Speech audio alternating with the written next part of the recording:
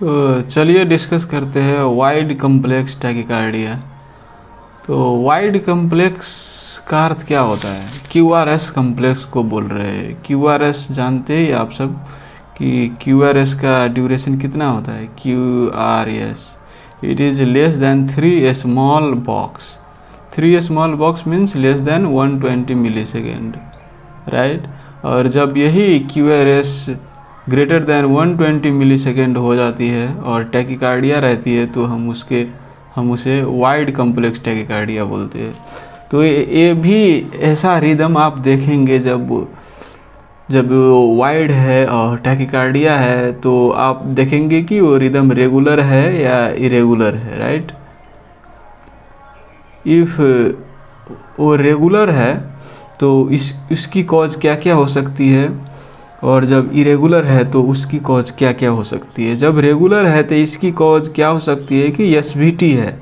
SVT कहने का अर्थ मैं तो I don't prefer using term SVT, मैं तो यही प्रिफर करता हूँ AVNRT और AVRT, क्योंकि SVT का अर्थ एक्चुअली सुप्रा वेंट्रिकुलर। तो सुप्रा वेंट्रिकुलर तो एट्रियल फिब्रिलेशन भी हो गया, एट्रियल फ्लटर भी हो गया, मल्टीफोकल एट्रियल टैकिकार्डिया वो भी हो गया। लेकिन हम जनरली SVT कहने का अर्थ कि हम यही दोनों को रिप्रेजेंट करते हैं। So don't use SVT, better use term AVNRT, AVRT, right, because it will cause confusion. So जब AVNRT है और उसमें राइट बंडल ब्रांच ब्लॉक है और लेफ्ट बंडल ब्रांच ब्लॉक है, इतना ही दोनों नहीं, लेट से पेशेंट से को पहले से ही राइट बंडल ब्रांच ब्लॉक की दिक्कत है, पहले ही से ही, राइट, और उस पेशेंट को बाद में AVNRT हो गई तो हम ऐसे कम्प्लेक्स देखेंगे जो रेगुलर होगी। और AVRT है तो AVRT में आपको जब ये एंटीड्रोमिक कंडक्शन होती है, I will discuss in this detail, then you will understand it. जब एंटीड्रोमिक कंडक्शन होती है तो वाइड कम्प्लेक्स होती है। एंटीड्रोमिक कहने का अर्थ देखिए, ये हार्ट है, ये चैम्बर हो गई, SA नोड हो गई। नॉर्मली तो कंडक्शन यहाँ से यहाँ पर जाती है, ये इधर एट्रिया डिपोलराइज करती है और यहाँ से बंडल ब्रांच के through left bundle branch divide कर देती है फैसिकल्स में, और राइट बंडल ब्रांच जाके पुर्किंजे फाइबर सब होती है, छोटी छोटी फाइबर रहती, करंट फाइबर होती है, ये डिपोलराइज करती है मायोसाइट की, राइट। और ये जो इंसुलेटर की तरह काम करती है। एट्रिया वेंट्रिकल के बीच में ये फाइब्रस रिंग होता है, क्या गोला सा रिंग होता है, ये करंट की इधर से इधर नहीं जाने देती है। करंट इधर से इधर करेगी, इधर से इधर करेगी, लेकिन इधर से इधर नहीं कर सकती है। एक ही रूट की थ्रो कर सकती है, ए रूट, AB नोड के the current will go to AV node and then will travel through conduction system, right. लेकिन मैंने क्या कहा कि एंटीड्रोमिक, तो एंटीड्रोमिक मान लीजिए यहाँ पर एक कंजेनाइटल टिश्यू है, कंडक्टिव टिश्यू, छोटी सी टिश्यू है जो रिंग को बाईपास कर रही है, इधर भी कनेक्ट कर रही है, इधर भी कनेक्ट कर रही है। तो क्या होगी कि करंट इधर से इधर तो जाएगी, इधर भी स्प्रेड करेगी, तो इधर जब स्प्रेड कर देगी, ये तो कंडक्टिंग टिश्यू है, तो ये इधर करंट लेकर इधर नीचे चले जाएगी, और नीचे चले जाएगी तो ये फिर वेंट्रिकुलर को डिपोलराइज कर देगी। और जिस वक्त ये कंडक्टिव टिश्यू रिफ्रैक्टरी पीरियड में नहीं है तब इसमें भी चले जाएगी और इसमें जाके फिर एट्रिया को डिपोलराइज करेगी, एट्रिया डिपोलराइज करेगी, फिर वही करंट इधर आएगी, तो उल्टा ऐसा घूमता रहेगा। तो इस कंडक्टिव टिश्यू में करंट उल्टा चल रही है। सुल्टा तो इस डायरेक्शन से चलती है ना, करंट इधर आई तो इससे डिपोलराइज हो गई, इसको हम बोलते हैं ऑर्थोड्रोमिक, सुल्टा करंट। और इधर से नहीं है, इधर करंट इधर से चल रही है और इधर से चल के इस कंडक्टिव टिश्यू में उल्टा जा रही है, राइट। तो कंडक्टिव टिश्यू में उल्टा नहीं चल रही, उल्टा चल रही है, इसलिए हम इसको एंटीड्रोमिक बोलते हैं, एंटीड्रोमिक AVRT। तो एंटीड्रोमिक AVRT में वाइड क्यों होती है? क्योंकि करंट नॉर्मल कंडक्टिव टिश्यू से नहीं जाती है, पुर्किंजे फाइबर्स होकर नहीं जाती है। जब आप यहाँ पर let me draw it again, so छोटी सी कंडक्टिव टिश्यू है, मान लीजिए एक करंट इधर आए और इधर आ जाए, इधर निकल गए वेंट्रिकल में, तो वेंट्रिकल में क्या होगी, मायोसाइट के थ्रू जाने पड़ेगी कंडक्टिव। ये कंडक्टिव टिश्यू तो छोटी सी है, ये पुरकिन इतनी बड़ी तो नहीं होती कि बंडल ब्रांच में फाइबर सब निकले, राइट, और इतना डिपोलराइज करे, ये तो छोटी सी टिश्यू है। और उसके बाद तो ये मायोसाइट होते होते वेंट्रिकल को डिपोलराइज करने पड़ेगी। तो करंट जब एक सेल से दूसरे सेल की when they travel from one cell to another cell, तो वो तो गैप जंक्शन के रूट होते हुए जाएगी ना, तो वो तो एकदम स्लो होगी, राइट। तो इस जब स्लो होगी तो वही स्लो आप देख सकते हैं ईसीजी में, लाइक दिस, जो QRS देखेंगे तो बड़ी सी होगी, ग्रेटर देन 120 मिलीसेकेंड, राइट। तो इसमें AVRT जब एंटीड्रोमिक चल रही है तो आपको बंडल ब्रांच ब्लॉक होने की ज़रूरत नहीं है। एंटीड्रोमिक ART में वैसे ही आप QRS वाइड देखेंगे। लेकिन जब QRS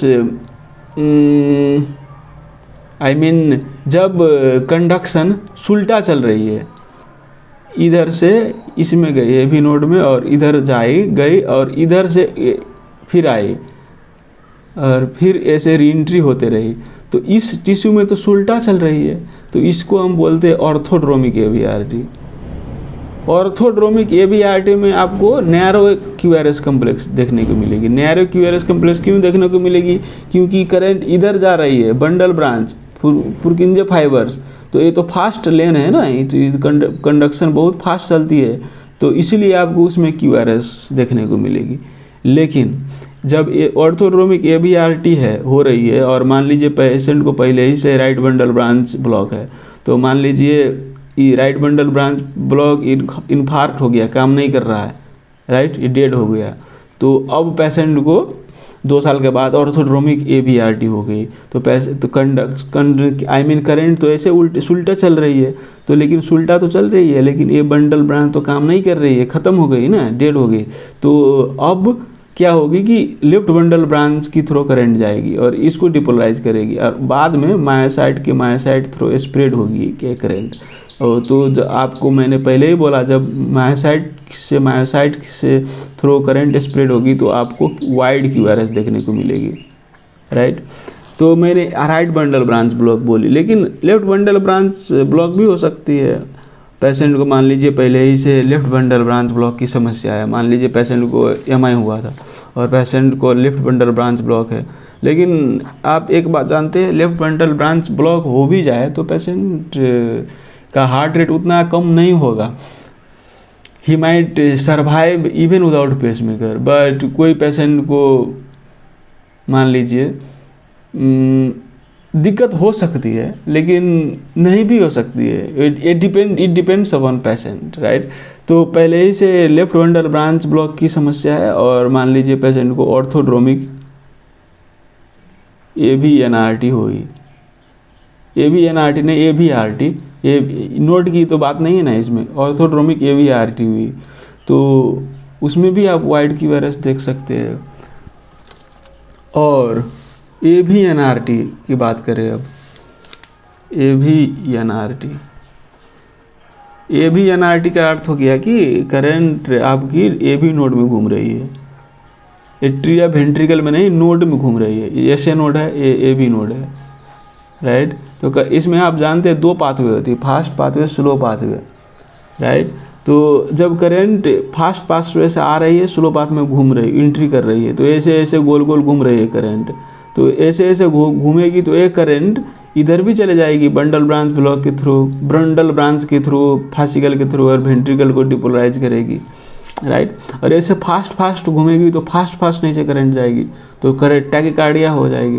तो जब ये conductive tissue normal conductive tissue के थ्रू ट्रैवल कर रही है, तो इसमें तो नैरो QRS होगी आपको, राइट, और रेगुलर होगी, क्योंकि रेगुलर पैटर्न में आ रही है। लेकिन इसमें जब मान लीजिए पेशेंट को पहले ही से राइट ब्रांच ब्लॉक है, राइट बंडल ब्रांच की समस्या है, तो राइट बंडल ब्रांच से तक करंट नहीं ट्रैवल करेगी राइट वेंट्रिकल में, उसको राइट वेंट्रिकल में आने के लिए तो मायोसाइट के थ्रू आना पड़ेगा, तो स्लो टाइम लगेगा। तो इसलिए उसमें वाइड QRS देख सकते हैं कि QRS वाइड होगा, तो लेफ्ट बंडल ब्रांच ब्लॉक में भी वही है, लेफ्ट बंडल ब्रांच डैमेज होगी तो राइट वेंट्रिकल पहले डिपोलराइज करेगी और एक करंट मायोसाइट के थ्रू इधर जाएगी। तो मायोसाइट के थ्रू जाने में टाइम लगती है, देर लगती है, इसीलिए देर आप ईसीजी में ही QRS 1 > 120 मिलीसेकेंड से देख सकते हैं।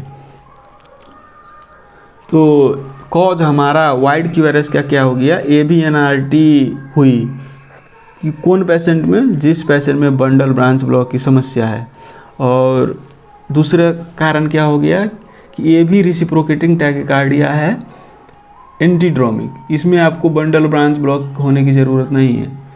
इफ़ ऑर्थोड्रोमिक AVRT है, ऑर्थोड्रोमिक AVRT, तो इसमें आपको it requires that patient should have bundle branch block prior to this event, orthodromic AVRT, right. तो ये हो गए एक कारण।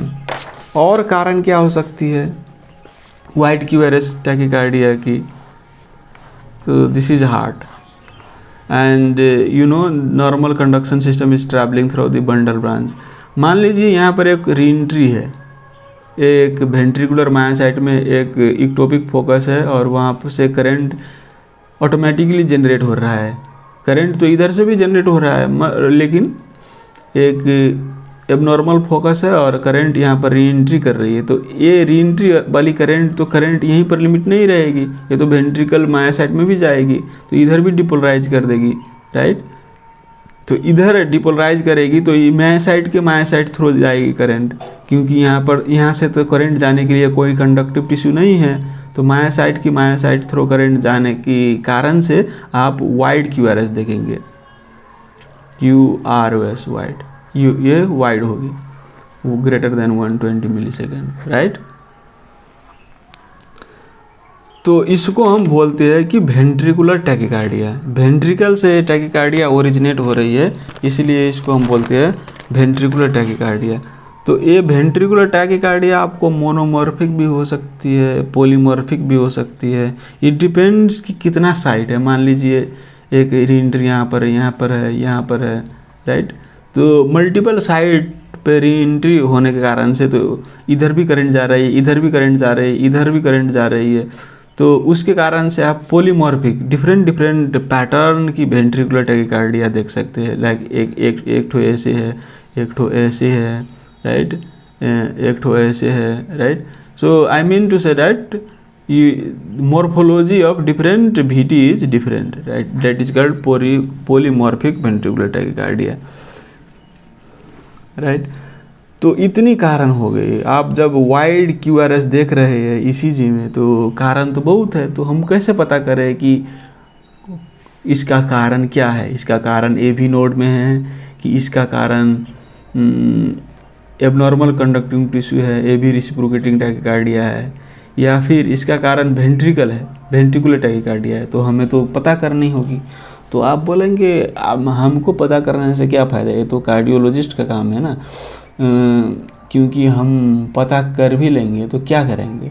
मान लीजिए कोई पेशेंट इमरजेंसी में आई, उसकी BP 50/30 है और अनस्टेबल है कहने का अर्थ, तो हम तो शॉक देंगे, या कि वो SVT हो या कि VT हो, राइट। पेशेंट को रिवर्ट करेंगे इफ अनस्टेबल है।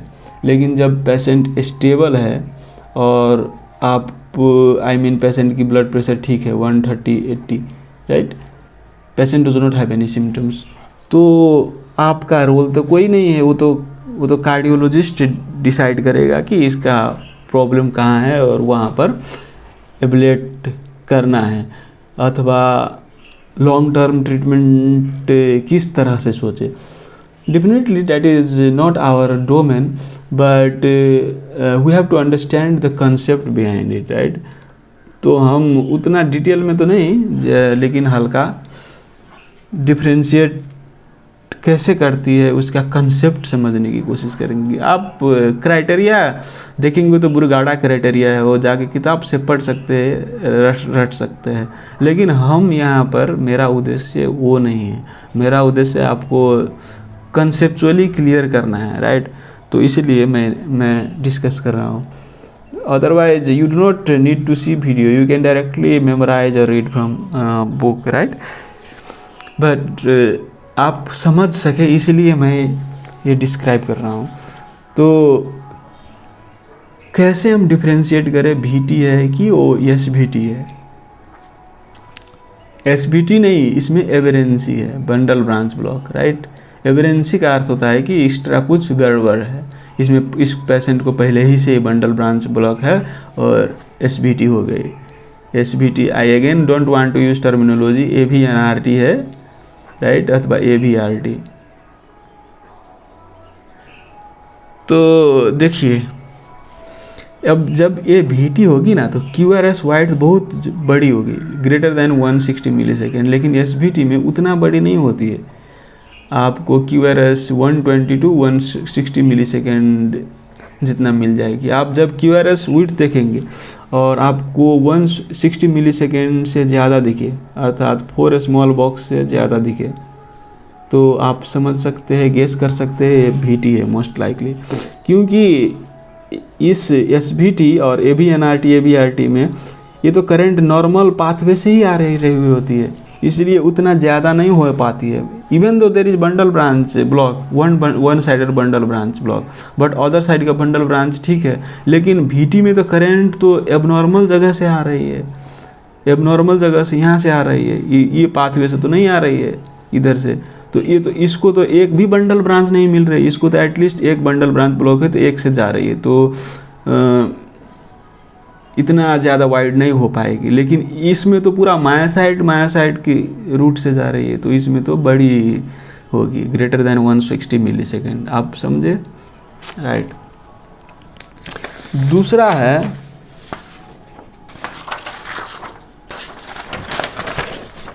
AV dissociation. तो atrioventricular dissociation, as the name itself says, atrioventricular dissociation, atrioventricular dissociation. तो नॉर्मली एसोसिएशन क्या होती है, एक तो P है और QRSI, राइट, P है QRSI, P है QRSI, मान लीजिए T है, यहाँ पर T है, तो एट्रिया और वेंट्रिकल एसोसिएट है, राइट, P है और QRS है, तो यहाँ पर तो एसोसिएशन है एट्रिया और वेंट्रिकल का। और मान लीजिए पेशेंट की रिदम कुछ ऐसी है, ऐसी है,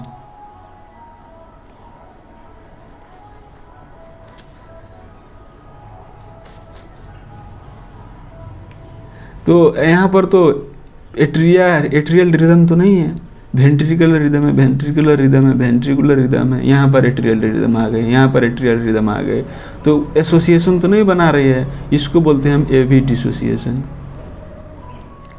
राइट। तो ऐसा रिदम देखेंगे तो आप बोल सकते हैं कि ये वेंट्रिकुलर टैकीकार्डिया हो सकती है।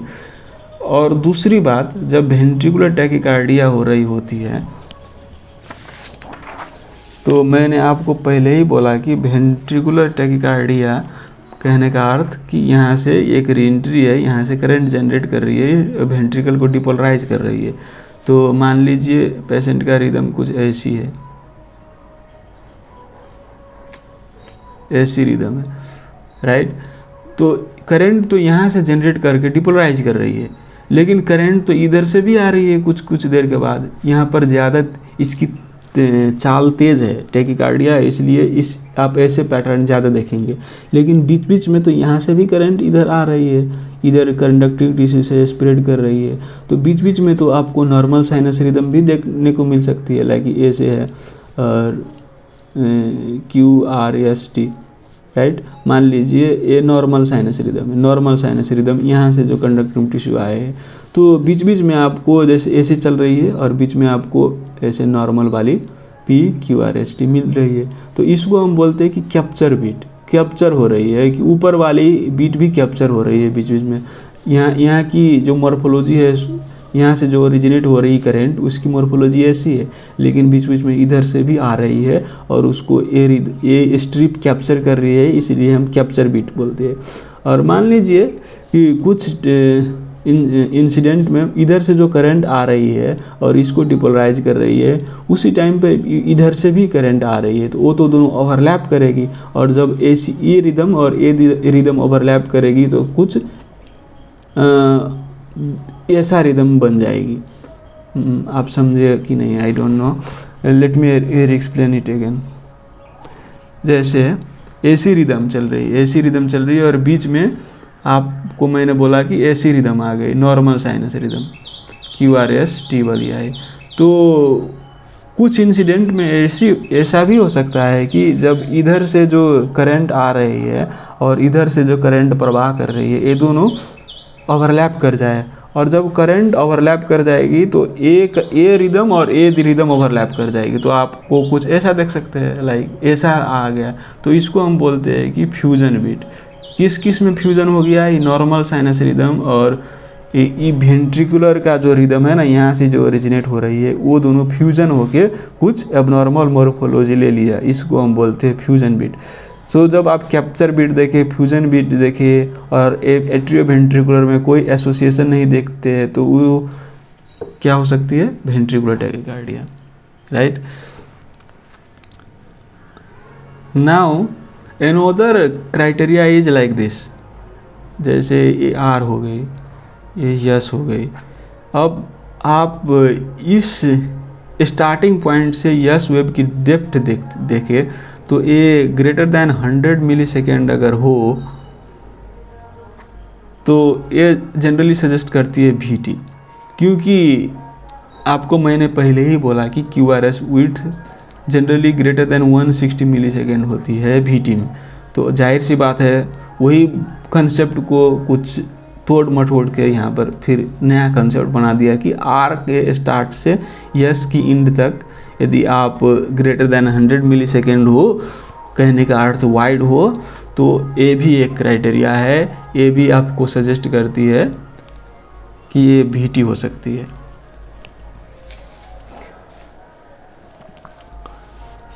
राइट। और इसी को मॉडिफाई करके दूसरी भी एक क्राइटेरिया है, जैसे R हो गई नहीं,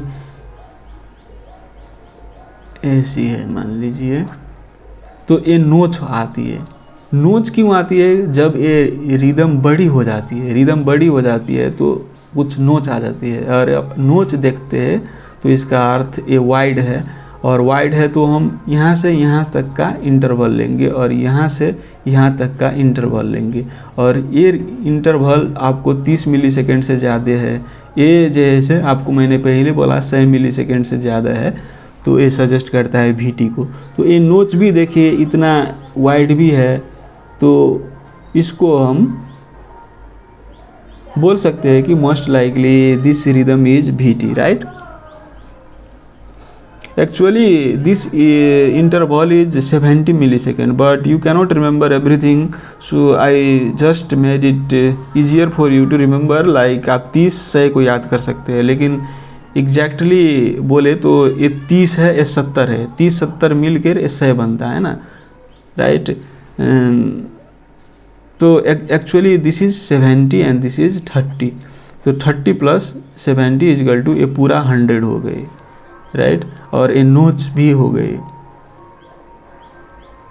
तो कहने का अर्थ जो भी है, लेकिन ये वाइड है, नोचिंग देखे तो आप लाइक सस्पेक्ट VT। और तीसरी पैटर्न की हम नाम बात करते हैं, कॉन्कोर्डेंस जिसको बोलते हैं, कॉन्कोर्डेंस। तो कॉन्कोर्डेंस कहने का अर्थ क्या हुआ कि एक ही डायरेक्शन में चल रही है, आइदर पॉजिटिव कॉन्कोर्डेंस और निगेटिव कॉन्कोर्डेंस। जैसे आप कोई रिदम देख रहे हैं, ऐसे चल रही है, ऐसी है, V1 में भी ऐसे है, V2 में भी ऐसे है, ऐसे है, V3 में भी ऐसे ही है, ऐसे पॉजिटिव ही चल रही है, V4 में भी पॉजिटिव चल रही है, V5 में भी पॉजिटिव चल रही है, राइट, V6 में भी पॉजिटिव चल रही है, पॉजिटिव चल रही है, तो पॉजिटिव कॉन्कोर्डेंस है, सब में पॉजिटिव है, सब प्रीकॉर्डियल लीड में पॉजिटिव है, तो इसको पॉजिटिव कॉन्कोर्डेंस बोलते हैं। और मान लीजिए कोई V1 में आप निगेटिव रिदम देख रहे हैं, V2 में भी निगेटिव चल रही है, V3 में भी निगेटिव चल रही है, V4 में भी निगेटिव चल रही है, V5 में भी निगेटिव चल रही है, राइट, V6 में भी निगेटिव चल रही है, तो सब निगेटिव वेव है प्रीकॉर्डियल लीड में, इसको हम निगेटिव कॉन्कोर्डेंस बोलते हैं। तो कॉन्कोर्डेंस जब आप देखें ECG में आइदर पॉजिटिव और negative, this it's more likely suggestive ventricular tachycardia, right. तो कॉन्कोर्डेंस क्यों होती है वेंट्रिकुलर टैकीकार्डिया में और SVT में कॉन्कोर्डेंस क्यों नहीं होती है, डिस्कॉर्डेंस क्यों होती है, उसको हम नाउ समझते हैं। तो concordance, let's say this is your heart and this is abnormal re-entry circuit that is creating ventricular tachycardia। तो यहाँ पर एक फोकस है और ये जनरेट कर रही है इम करंट, और क्योंकि एक ही फोकस है और एक ही जगह से करंट प्रवाह हो रही है एक ही डायरेक्शन में, इसीलिए सब प्रीकॉर्डियल लीड में आप एक ही तरह की मॉर्फोलॉजी देखेंगे, आइदर पॉजिटिव और निगेटिव। और मान लीजिए कि यहाँ पर कोई फोकस है और करंट इधर आ रही है, तो मान लीजिए निगेटिव दिखा रही है, तो सब में आप प्रीकॉर्डियल लीड में निगेटिव ही देखेंगे। जबकि इफ़ लेट से करंट ऊपर से आ रही है, राइट, कहने का अर्थ आइदर AV-NRT का है और AV रेसिप्रोकेटिंग टैकीकार्डिया का है, तो उसमें आप कॉन्कोर्डेंस नहीं देखेंगे, उसमें आप नॉर्मल जो पैटर्न होता है ना, निगेटिव से पॉजिटिव जाने की और पॉजिटिव से निगेटिव आने की और प्रीकॉर्डियल लीड्स में वैसा पैटर्न आपको दिखेगा। तो कैसा पैटर्न होता है नॉर्मली, R-वेव प्रोग्रेशन आप पढ़े होंगे, तो क्या होता है कि V1 में आपको कैसा देखेंगे कि छोटी सी R होगी और उसके बाद बड़ी यस होगी, राइट। V2 में जाएंगे तो क्या होगा कि R हल्का बड़ा हो जाएगा और यस हल्का छोटा हो जाएगा। V3 में जाएंगे तो R हल्का और बड़ा हो जाएगा, यस हल्का और छोटा हो जाएगा। V4 में और हल्का और R बड़ा हो जाएगा, यस छोटा हो जाएगा। V4 में V5 में R और बड़ा हो जाएगा, यस छोटा हो जाएगा। V6 में R बड़ा यस छोटा, तो R वेव छोटी से बड़ी होती जा रही है, इसको हम डिस्कॉर्डेंस बोलते हैं, राइट। तो सब प्रीकॉर्डियल लीड्स में एक ही समान तो नहीं है, इधर निगेटिव है इधर पॉजिटिव आ रही है, तो ऐसी पैटर्न जब देखें तो नॉर्मल कंडक्टिव टिश्यू से आ रही है, समझ सकते हैं, राइट, वो डिस्कॉर्डेंस हो गई। जबकि नीचे से ओरिजिनेट हो रही है तो ये तो कंडक्टिव टिश्यू से नहीं जा रही है, तो ऐसा पैटर्न नहीं फॉलो करती है, सब में एक ही समान आइदर पॉजिटिव और निगेटिव कॉन्कोर्डेंस होती है। और लास्ट क्राइटेरिया है extreme axis deviation.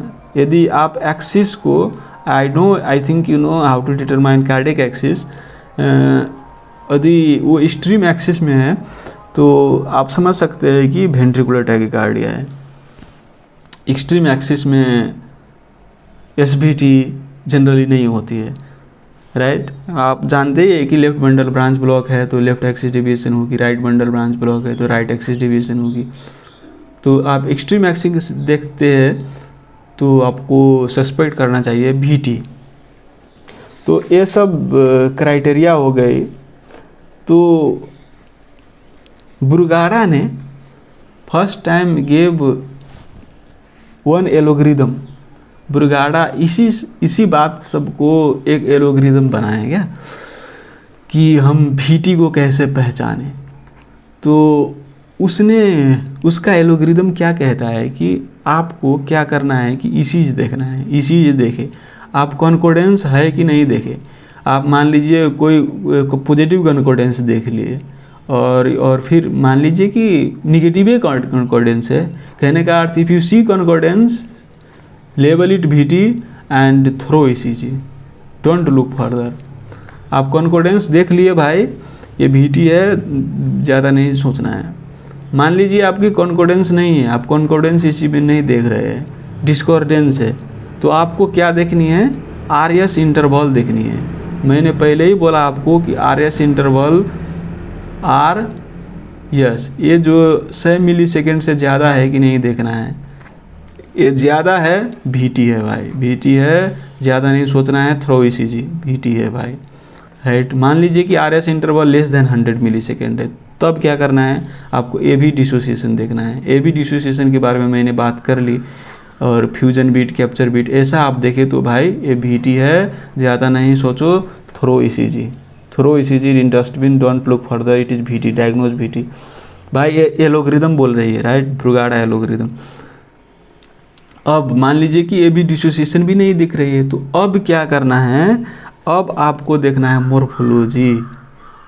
Morphology, morphology आप जानते हैं कि राइट बंडल ब्रांच में कैसा मोर्फोलॉजी आती है, V1 में छोटी सी R और S, बड़ी सी R, ये इसको बोलते हैं RSR पैटर्न। छोटी R को छोटी R को छोटी लेटर से रिप्रेजेंट करती है, बड़ी R को बड़ी लेटर से रिप्रेजेंट करती है। तो V1 में ऐसा पैटर्न आप देखते हैं तो it is likely right bundle branch block morphology. लेकिन आप ऐसा पैटर्न देखते हैं V1 में बड़ी R आए, बाद में छोटी R आए, RSR, तो ऐसा पैटर्न आप देखते हैं तो इट इज़ VT, राइट, क्योंकि RBB में होती तो ऐसी पैटर्न आती है, राइट। तो ऐसी पैटर्न देखे तो आपको समझ लेनी चाहिए ये VT है। और ये तो हो गई right bundle branch. Left bundle branch block में आप क्या देखते हैं, V1 साइड में, V1 साइड में हल्की R होती है, डीप स्लर्ड यस होती है ना, R एंड यस। और V6 साइड में क्या होती है, यम पैटर्न आती है, राइट, यम पैटर्न। तो मैं V6 साइड की बात नहीं कर रहा हूँ, लेकिन लेफ्ट से V1 साइड की आप ऐसी पैटर्न देखें तो आपको लगता है कि ये LBB हो सकती है। लेकिन आप ऐसी पैटर्न देखें, R है और AC है और AC है, ये नोच जैसी दिख रही है। नोच कहने का अर्थ बहुत वाइड हो गई, राइट। और ये आपको मैंने पहले ही बोला कि ग्रेटर देन 30 मिली सेकेंड टोटल, ग्रेटर देन 100 मिली सेकेंड, और यहाँ से यहाँ तक कि ग्रेटर देन 70 मिली सेकेंड। ऐसा पैटर्न अब जब देखिए तो it is most likely ventricular tachycardia.